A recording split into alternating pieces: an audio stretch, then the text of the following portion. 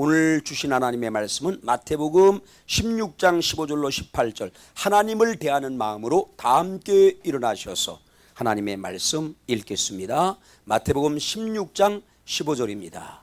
시작. 이르시되 너희는 나를 누구라 하느냐? 시몬 베드로가 대답하여 이르시되 주는 그리스도시요 살아계신 하나님의 아들이니이다. 예수께서 대답하여 이르시되 바요나 시몬아 내가 복이 있도다. 이를 내게 알게 하니는 혈육이 아니요 하늘에 계신 내 아버지시니라. 또 내가 네게 이르노니 너는 베드로라. 내가 이 반석 위에 내 교회를 세우리니 음부의 권세가 이기지 못하리라. 아멘. 자리에 착석하시기를 바랍니다. 여러분, 오늘 이제 이 말씀을 가지고 산성교회요 이런 교회가 되라. 산성교회뿐만 아니라 우리 하나님은 모든 주님의 교회가 이런 교회가 되기를 원한다는 것이죠. 그래서 창립주의를 맞이하여서 산성교회요 이런 교회가 되라, 이런 말씀으로 은혜를 나누고자 합니다. 여러분, 먼저는 우리 산성교회를 세워주신 우리 하나님께 감사와 찬양과 영광을 돌리고, 그 다음에 지금까지 교회 지체가 되어서 이제 여러 가지 모습으로 아름답게 헌신한 모든 성도 여러분 한 분 한 분에게 대해서 정말로 진심으로 감사를 드립니다. 여러분, 저는 이렇게 복된 날을 시작으로 서너 시간에 걸쳐서 성경이 증거하는 진리 가운데 백미가 뭡니까? 백미는 흰 눈썹이라는 거예요. 모든 사람의 눈썹은 검잖아요. 근데 중국의 고사에 나오는데 어떤 사람의 눈썹은 희다는 거야. 근데 그 사람이 대단한 사람이야. 그래서 굉장히 진수를 얘기할 때 백미라고 얘기하는데, 여러분, 성경이 증거하는 진리 가운데 백미요 진수라고 하는 것을 성경은 어떻게 표현하느냐 하면은 하나님의 비밀이다. 하나님의 비밀이다. 이렇게 말씀하고 있습니다. 그런데 성경에 보면 하나님의 비밀이라고 하는 것이 여러 가지가 나와요. 하나님의 비밀이라는 것이 뭐가 비밀이냐? 성경에 보니까 천국이 비밀이다. 하나님 나라 천국이 비밀이다. 그 다음에 하나님이 비밀이고 그리스도가 비밀이다. 그 다음에 부활이 비밀이다. 그 다음에 복음이 비밀이다. 십자가가 비밀이다. 그 다음에 믿음의 비밀이 있다는 거예요. 경건의 비밀 말씀합니다. 7별의 비밀이 있다는 거예요. 그리고 짐승의 비밀이 있다는 거예요. 요한계시록에 나오는 짐승, 다니엘서에 나오는 짐승의 비밀이 있고, 그 다음에 뭐가 비밀이다? 교회가 비밀이라고 하는 말씀이 나와요. 그래서 그 비밀 가운데, 비밀은 굉장히 중요한 거잖아요. 그렇기 때문에 이제 앞으로 비밀에 대해서 말씀을 나누려고 하는데, 그 중에 오늘은 특별히 뭐에 대해서? 교회의 비밀에 대해서 말씀을 나누고자 합니다. 여러분, 그래서 이제 교회의 비밀에 대해서 몇 시간에 걸쳐서 여러분과 함께 은혜를 나눌 것입니다. 그래서 먼저는 예전에 잠깐 제가 언급한 부분이 있지만, 먼저 교회가, 하나님의 집인 성전 교회가 세워진 역사적인 배경, 하나님의 집인 교회는 어떻게 세워졌는가, 이 역사적인 배경을 이제 살펴보려고 해요. 성경은 여러 가지 관점에서 말씀을 하고 있습니다. 구속사의 관점도 있고, 그 다음에 뭡니까? 교회의 관점, 제사의 관점, 여러 관점이 있어요. 이 관점은 대동맥과도 마찬가지예요. 굉장히 중요한, 나무로 얘기하면 줄기와도 같은 거예요.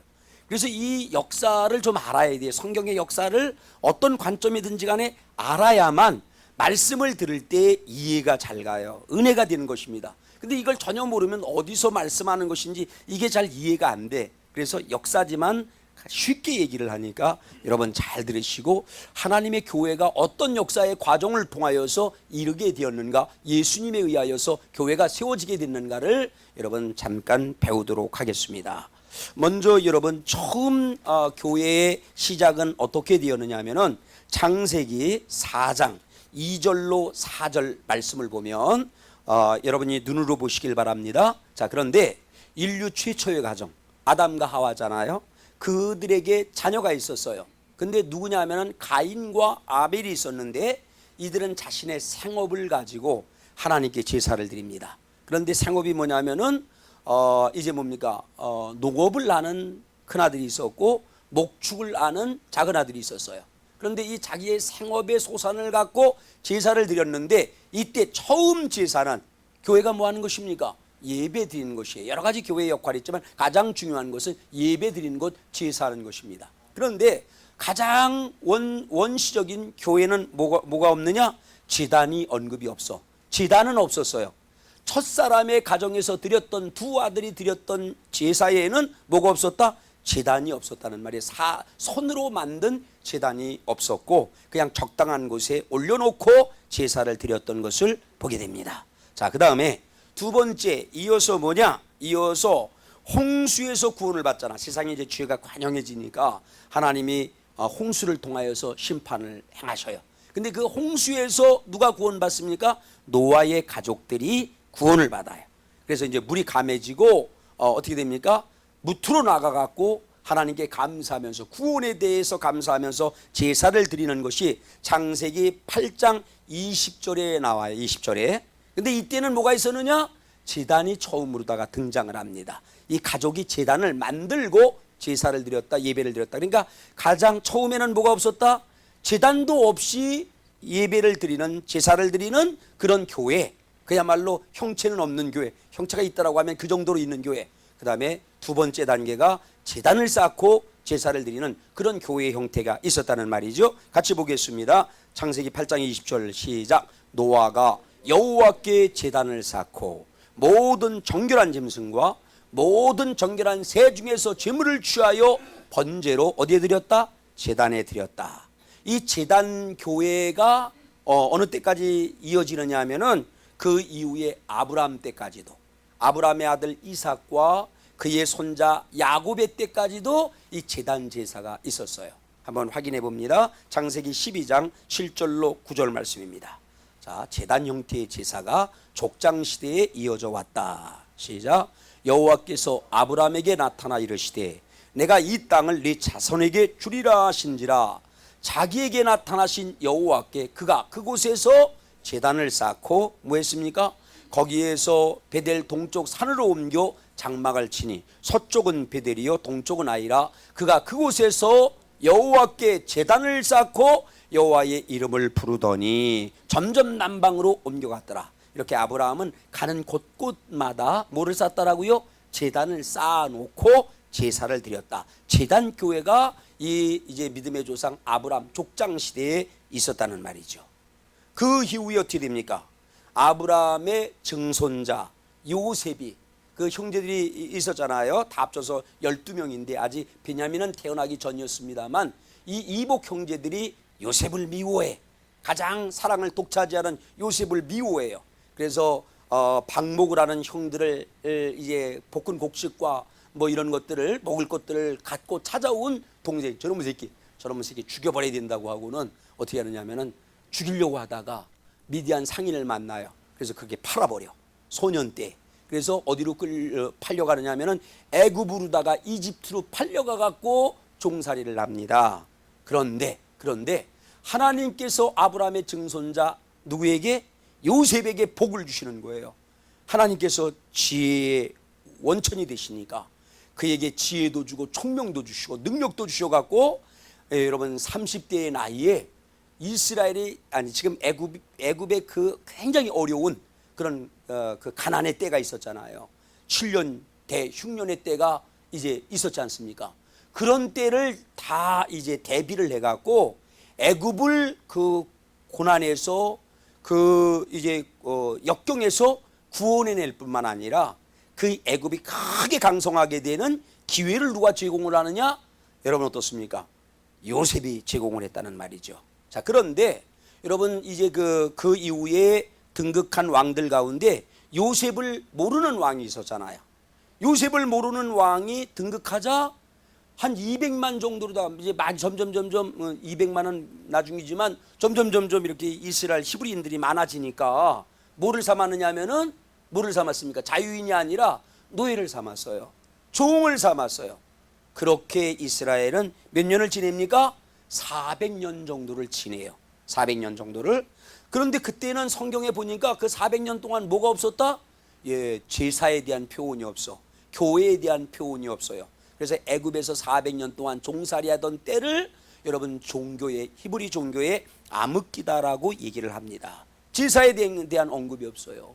교회에 대한 언급이 없던 그런 때가 있었다는 말이죠. 자, 그 다음에 그 이후에는 예수님이 출생하기 전 1440년이나 50년경에 애굽에 종살이하던 이스라엘 사람들이 몇 명이 됐을까요? 이제 예수님이 출생하기 1440년 50년쯤 되니까 이스라엘은 얼마나 인구가 많이 늘어나느냐 하면 약 200만의 민족이 되는 겁니다. 민족이.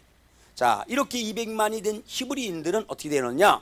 종살이를 했었는데 400년 동안 종살이했다고 그랬잖아요. 근데 하나님이 역사하니까 하나님의 은혜와 하나님의 능력으로 여러분 애굽에서 종살이하던 200여만 명의 히브리인들은 어떻게 됐느냐?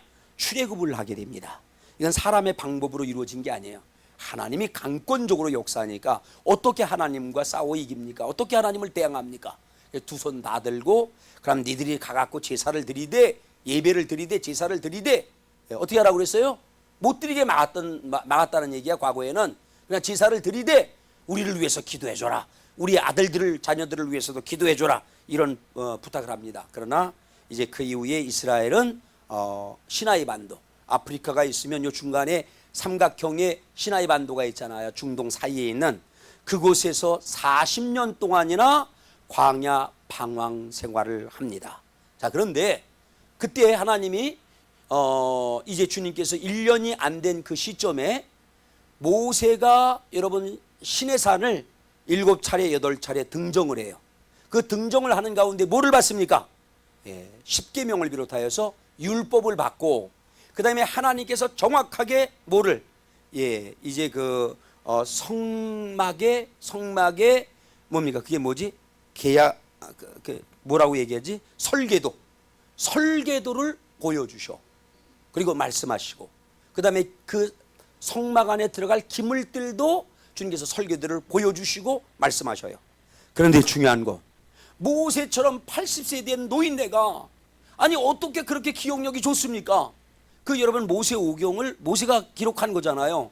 근데 거기 보면 뭐가 갈구리 하나의 크기까지 어떻게 담도 치고 성막을 만들고 성전을 만들고 지성소를 만들고 그 다음에 뭐 얼마의 양을 갖고 뭐 물두병을 만들고 그걸 어떻게 기억해? 근데 여러분 기억합니다. 하나님이 말씀한 거는 기억해요. 하나님이 보여준 거는 기억해요. 여러분 태몽 꿈 꾸셨어요? 태몽 꿈 꾼 사람 있습니까? 개 꿈은 다 잊어버려. 개 꿈은 다 잊어버리는데 태몽 꿈은 안 잊어버려. 저는 주책인지 모르지만 태몽 꿈을 제가 꿨어요. 애들에 대한 우리 막내는 안 꿨어. 엄마도 안 꿨대. 유산하려고 하니까 하나님 막아주셨어. 어쨌거나 여러분 그 태몽 꿈은 절대로 잊혀지를 않아요. 제가 신앙생활하면서 하나님이 몽조로 주었던 꿈이 있거든요. 지금도 정확히 기억해요. 저 이게 머리가 나쁘잖아요. 치매 수준이잖아. 잘 잊어버리잖아. 이름도 잘 못 기억하잖아. 그런데 하나님이 하신 말씀은 정확히 기억해. 보여준 것은 정확히 기억해. 하나님의 그런 은혜로 여러분 모세에게 다 보여주었고 치수나 식양이나 설계도를 완전하게 말씀도 기억해갖고 기록했고 그 다음에 이 성막의 설계도도 그 성전 안에 있는 기물의 설계도도 다 기록한 줄로 믿습니다. 그래서 만들었어요. 만들어갖고 어떻게 했느냐? 40년 동안 39년 동안 방황할 때 성막과 더불어서 이스라엘은 40년 동안 이동한 줄로 믿으시길 바랍니다. 아멘. 자, 그리고 그 다음 단계는 어떻게 됩니까? 이제 그 후 여호수아, 모세는 광야에서 죽게 되고 느보산에서 약속의 땅을 바라보고 죽게 되고 여러분 여호수아가 영도자가 돼서 요단강을 건너갔고 거기에서 살고 있었던 팔레스타인, 여러분 지금의 블레셋이라고 하는데 지금의 팔레스타인, 거기를 정복하고 이제 토지를 분배를 해요. 12지파였는데 11지파, 레위 지파는 제사장 지파니까 주지 않고 11지파에게 그 토지를 분배를 했다는 말이죠. 그때는 교통사정도 안 좋잖아. 그러니까 이렇게 함께 모여서 성막을 중심으로 제사를 드리기를 원했지만 제사를 못 드렸다는 말이죠. 그러면서 얼마를 지내게 되느냐 하면은 사사시대, 그때가 이제 사사시대라고 해. 이미 200만이 되면은 국가를, 여기 애국 같은 데는 벌써 이전부터 고대 국가였잖아요. 이집트는. 그런데 400여 년이 흐른 450년이 흐른 이 시점에도 이스라엘은 200만을 갖고 있기 때문에 국가가 될 수 있었는데도 불구하고 종살이 하다가 나왔으니까, 광야에서 나왔으니까 국가를 이루지 못하고 하나님의 뜻에 의해서 사사시대 400년을 보내게 됩니다. 근데 이 사사시대 때 제사를 잘 드렸느냐 못 드렸느냐? 잘 못 드렸다는 거예요. 못 드렸다는 거예요. 자, 그래서 단적인 표현 아닙니까? 이제 그 이후에 누가? 솔로몬과 다윗에 의해서 성전이 이루어지는데, 어쨌거나 이 사사시대에는 12지파가 뿔뿔이 흩어져 있었기 때문에 불안정한 생활을 하면서 살았기 때문에 대부분의 사람들은 성막이 어디 있는지도 모르고 살았어요. 성막이 어디 있는지도 모르고 살았어. 그래서 성경 여러분 말씀해 보면 이렇게 잘 나와 있는데, 시편 132편 2편 3절로 6절 말씀을 볼게요. 자, 이제 사사시대가 끝나고 나서 400년 정도 되는 사사시대가 끝나고 나서 무슨 시대가 됩니까? 왕국시대, 왕정시대가 돼. 초대 왕은 사울 왕이에요. 2대 왕이 다윗이야. 3대 왕이 그의 아들은 솔로몬이야. 이 다윗이 준비하고 솔로몬 시대에 그 유명한 무슨 성전이 있습니까? 솔로몬 성전이 있었다는 말이죠. 네, 솔로몬 성전이. 자, 그런데 보십시오. 솔로몬 성전이 세워지기 전에 사사시대에 성막이 있었는데 어디 있는지도 몰랐다니까. 다윗도 몰랐어요. 그냥 정복전쟁하고 뭐 하느냐고. 보십시오. 그래서 다윗은 자기가 왕이 되고 나서, 명실상부한 왕이 되고 나서 이럽니다. 같이 읽습니다. 시작. 내가 내 장막집에 들어가지 아니하며 내 침상에 오르지 아니하고, 다시 말해서 자기 장막집에 안 들어간다는 거야. 성막을 찾을 때까지, 하나님의 교회를 찾을 때까지 난 집에 안 들어가겠대. 자, 왕이 돼갖고 수많은 사람들을 풀어갖고 찾는 과정 속에서 이렇게 얘기를 해. 그 다음에 내 눈꺼풀로 졸게하지 아니하기를, 여호와의 처소 곧 야곱의 전능자의 성막을 발견하기까지 하리라 하였나이다. 내가 성막을 발견하기 전까지는 나 집에도 들어가지 않고 잠도 자지 않고 이렇게 결심을 해요. 그리고 사람을 많이 풀어갖고 성막을 찾으러 다닙니다. 그러다 마침내 발견합니다. 시작. 우리가 그것이 에브라다에 있다함을 들었더니 나무밭에서 찾았도다. 그 정도로다가 많은 사람들은 성막이 어디 있는 줄도 모르고, 그 있던 성막조차도 이렇게 나무밭에 있었으니 그냥 저 캄보디아에 보면은 그냥 저 사찰 같은 것도 그냥 어떻게 됐습니까? 나무 뿌리가 다 깨버리고 그래서 다 흩어지고 이렇게 돼버리니까 텐트는 다 찢어지어서 찾아볼 수도 없고, 갱신이 뭐가 있었느냐면은 법궤만 남아 있었다는 말이죠.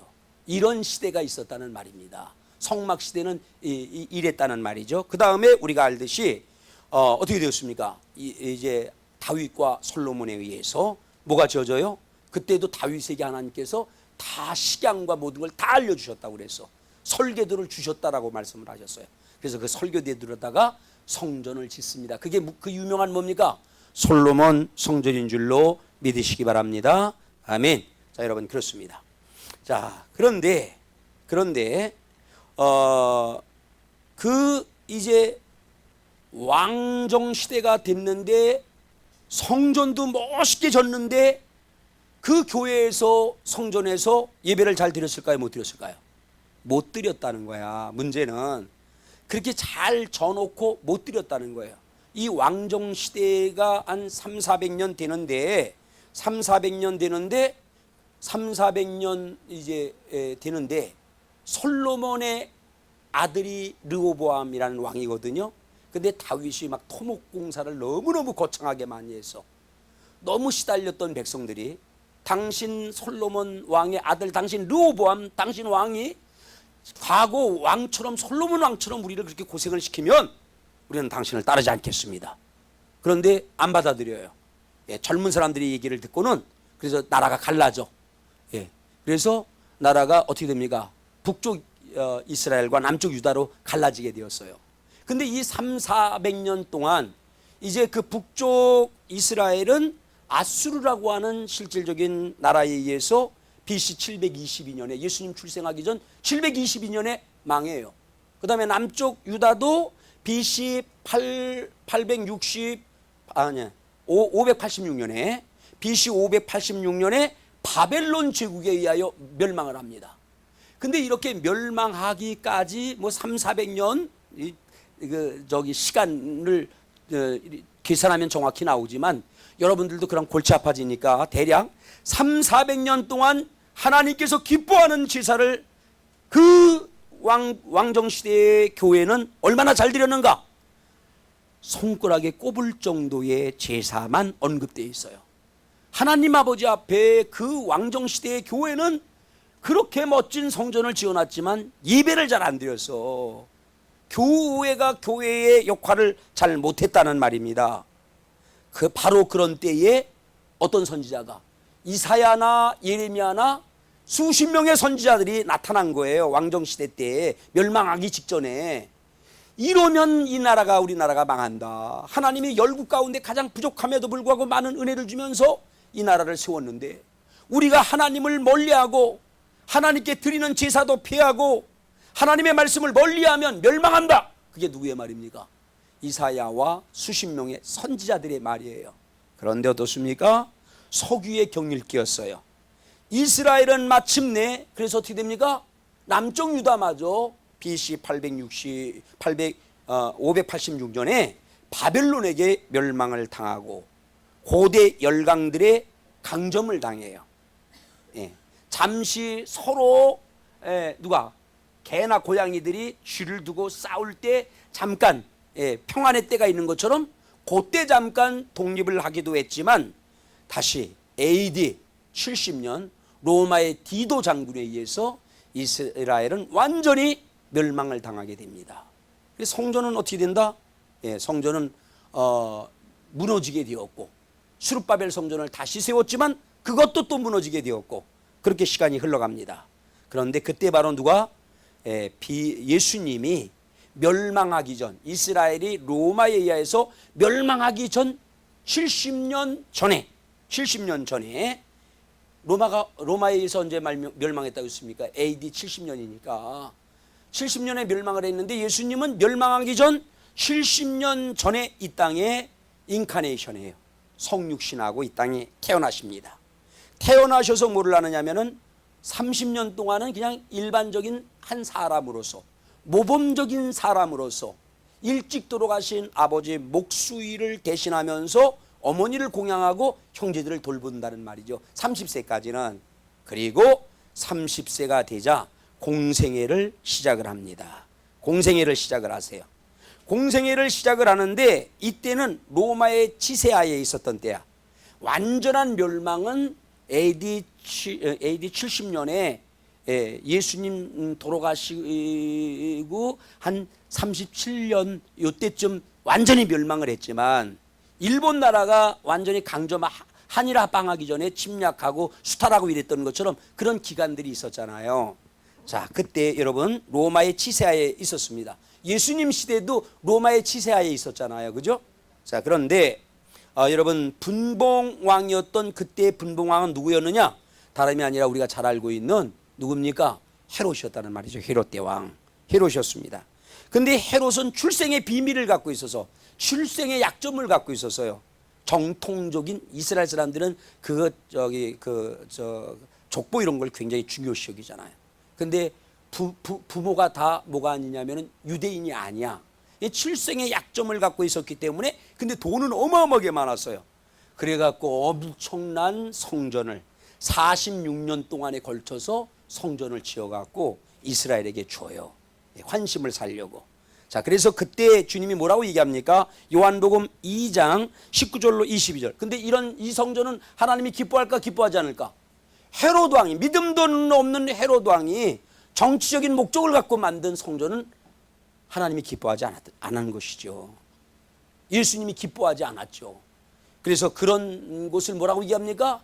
당시에 바리새인들, 그 다음에 서기관들, 막 사두개인들이 모인 곳. 진정한 믿음이 아니라는 말이야. 그것을 주님께서 마귀의 소굴이라고 생각을 해. 독사의 굴 정도로 생각을 하고, 이런 성전은 어떤 성전이다? 하나님이 기뻐하는 교회가 아니라는 거예요. 무너져야 된다라고까지 말씀하지 않습니까? 그래서 요한복음 2장 19절로 22절 말씀을 잠깐 볼게요. 자, 시작. 예수께서 대답하여 이르시되 너희가 이 성전을 헐라 내가 사흘 동안에 일으키리라. 유대인들이 이르되 이 성전은 46년 동안의 지역권을 네가 3일 동안에 일으키겠느냐 하더라. 그러나 예수는 성전된 자기 육체를 가리켜 말씀하신 것이라. 아멘. 그가 죽은 자 가운데서 살아나신 후에야 제자들이 이 말씀하신 것을 기억하고 성경과 예수께서 말씀하신 성전에 대해서 말씀한 의미를 바로 알았다는 말이죠. 아멘. 자, 그러니까 여러분 지금 성교회에 대한 말씀, 성전에 대한 말씀을 역사적으로 쭉 살펴봤어요. 근데 궁극적으로 주님은 뭐라고 얘기하는 것입니까? 그런 눈에 보이는 가시적인 교회도 여러분 교회지만 하나님이 궁극적으로 원하는 교회는 뭡니까? 내가 성전이라는 거야. 내가 죽고 다시 부활하여 세워지는 성전. 그래서 요한계시록에도 마지막에 보면 무슨 말씀이 나옵니까? 요한이 보니까 성전을 찾아보니까 성은 있는데 성전은 없더라는 거야. 누가 성전이라고요? 보니까 하나님과 어린 양이 성전이더라 이렇게 말씀하잖아요. 물론 그런 과정을 거쳐서 주님이 완전한 교회, 참교회를 이루셨어요.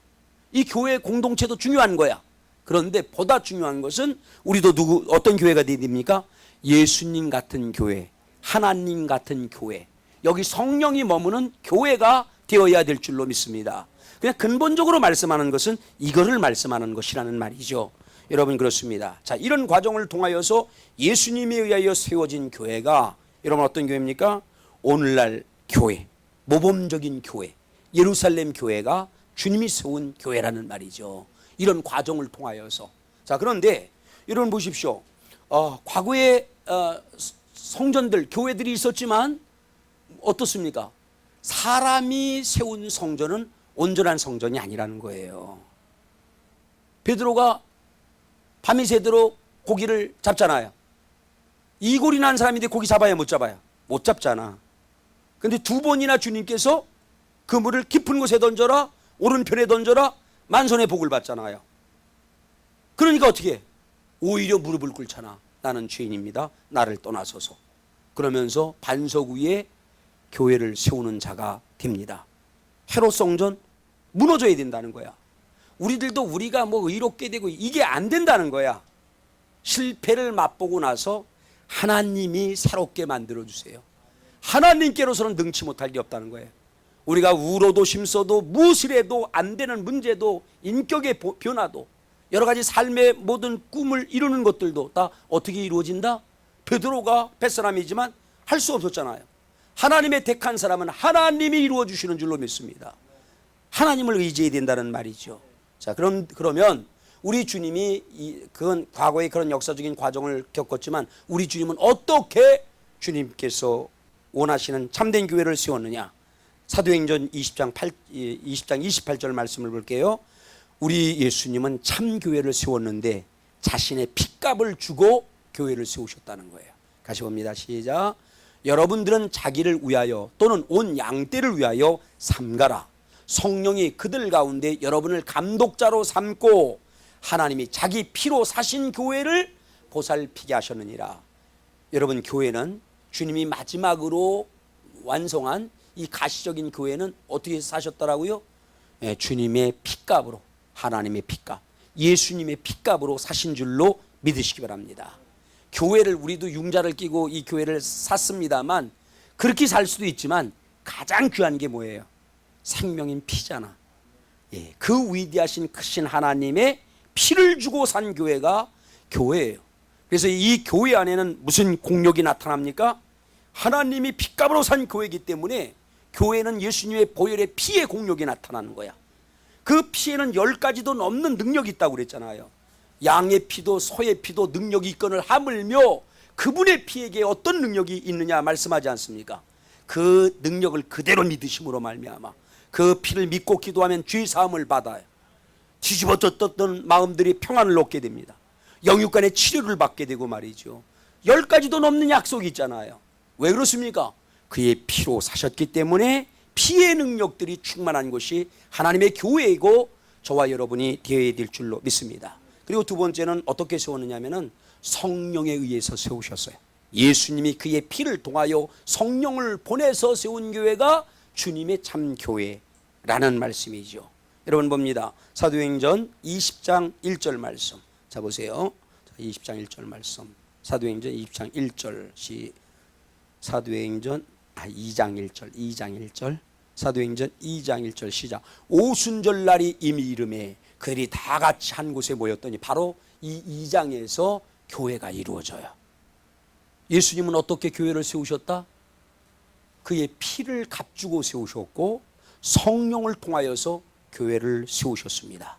자, 그렇기 때문에 우리 주님의 교회는 어떤 교회가 되어야 되느냐, 실질적으로 그런 과정을 통해서 세우셨어요.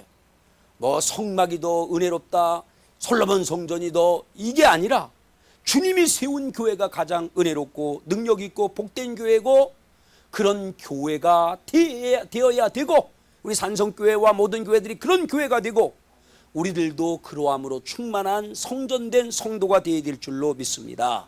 자, 그럼 구체적으로 간단하게 말씀을 드릴게요. 여러분, 이제 우리 주님이 세우신 교회는 어떤 교회여야 하는가? 이런 우리가 읽은 말씀 가운데 마태복음 16장 18절에서 뭐라고 얘기했습니까? 아까 마태복음 16장 18절에서 뭐라고 얘기했습니까? 반석 위에 내 교회를 세우리니. 이런 교회가 무너지지 않는 영원한 반석 위의 교회예요.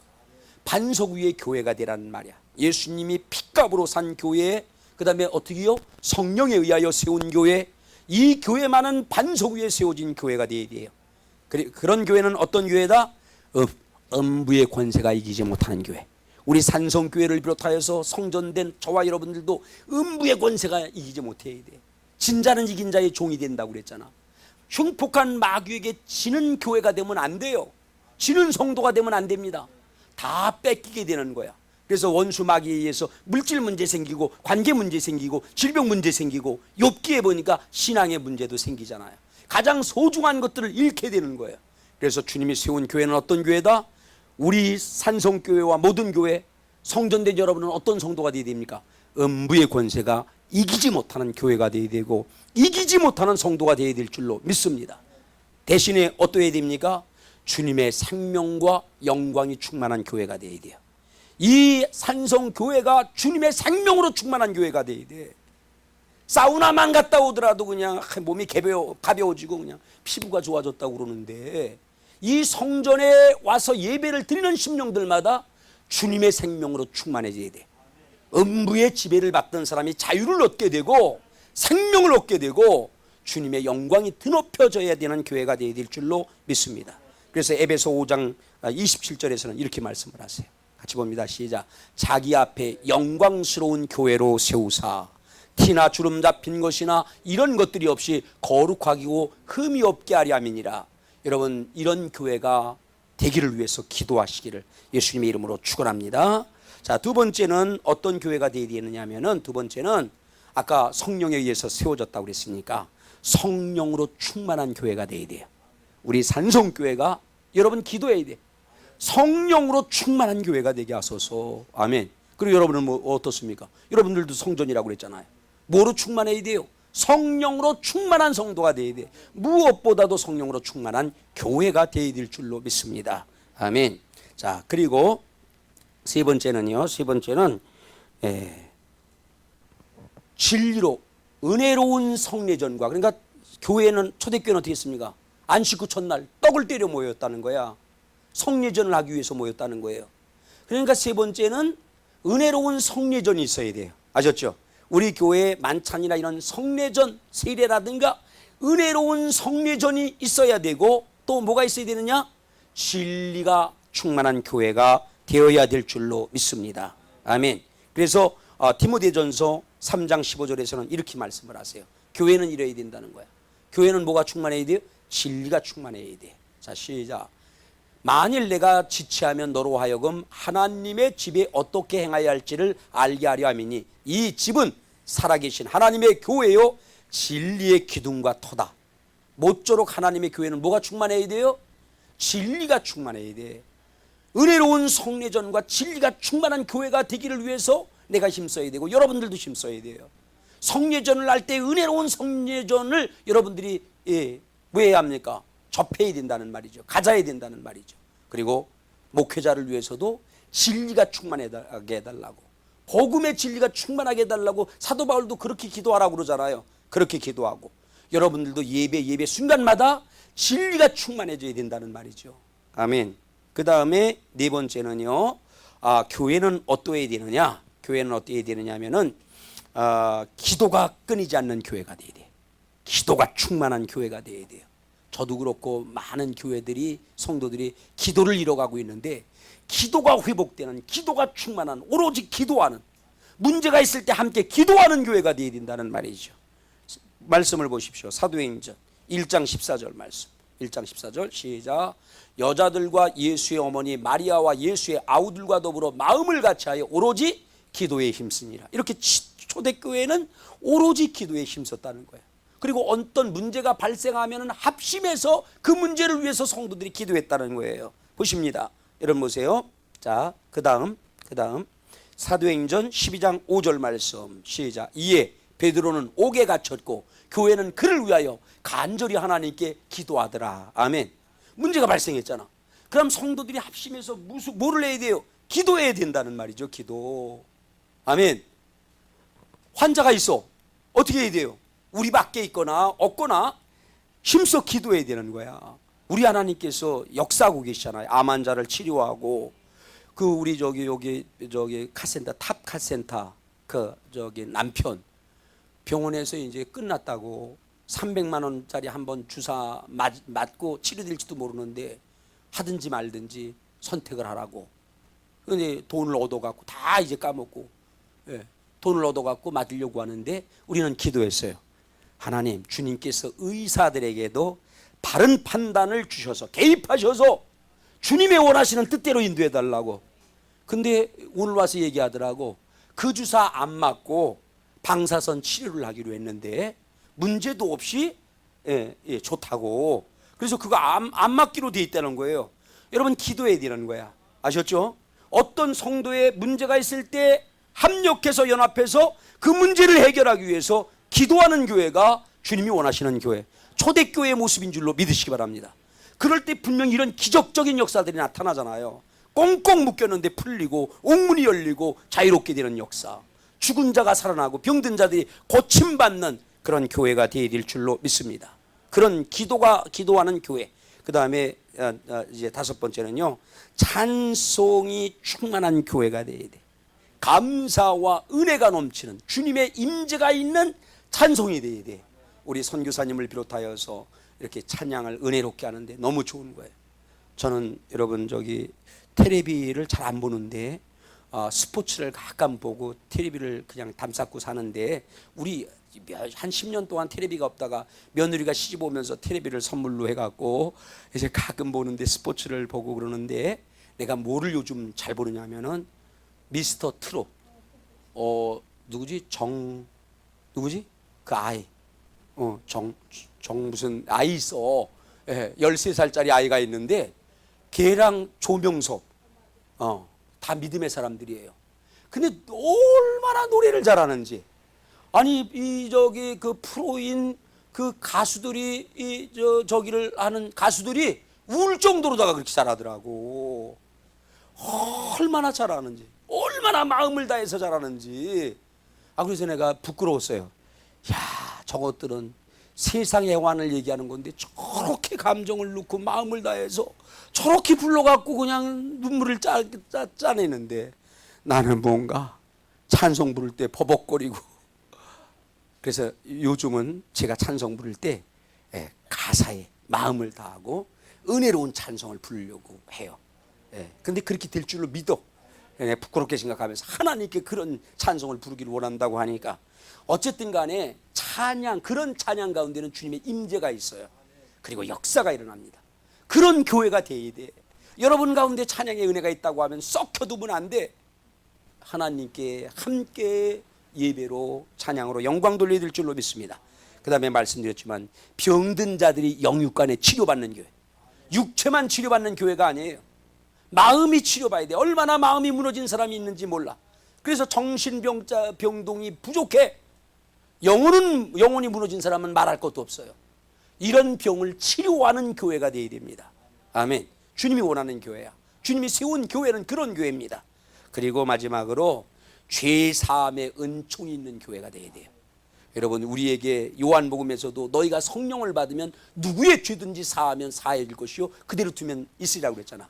우리 자신에게 죄사함의 권세가 있는 게 아니에요. 성령 안에서, 예수 안에서 우리가 믿음을 통하여서 죄사함의 권세가 있다니까. 그런 믿음을 갖고 기도하면 성도의 죄가 사하여지는 것입니다. 여러분이 그런 믿음을 갖고 기도한다라고 하면 죄가 사하여져요. 그 죄 때문에 원수 마귀는 죄를 틈타서 사망 권세, 저주 권세로 역사하거든. 그런데 사함을 받으면 그때부터 여러분 그야말로 물가에 심겨놓은 나무 같은 은혜를 받게 되는 줄로 믿어. 죄 사함의 은총이 있는, 그래서 교회에 와갖고는 죄 사함을 받은 것을 느끼면서 감격하고 감동하고 이런 교회가 되기를 예수님의 이름으로 축복합니다. 마지막으로 이 말씀을 읽고 마칩니다. 고린도전서 1장 2절로 3절 말씀. 이 교회는 분쟁이 있으면 안 되는 거예요. 분열이 있으면 안 되는 거야. 누구를 멸시하거나 이래서는 안 돼요. 항상 하나님의 몸된 교회는 은혜와 평강이 넘치는 교회가 되어야 되는 것입니다. 읽고 말씀을 마칩니다. 고린도전서 1장 2절 3절. 고린도에 있는 하나님의 교회, 곧 그리스도 예수 안에서 거룩하여지고 성도라 부르심을 받은 자들과, 여기는 교회를 두 개 다 얘기하고 있어요. 또 각처에서 우리의 주 곧 그들과 우리 주 대신 예수 그리스도의 이름을 부르는 모든 자들에게 하나님 우리 아버지와 주 예수 그리스도로부터 은혜와 평강이 있기를 원하노라. 가시적인 교회와 성전된 성도 모두에게 뭐가 있어야 되느냐? 은혜가 있고 평강이 있기를 원합니다. 아멘.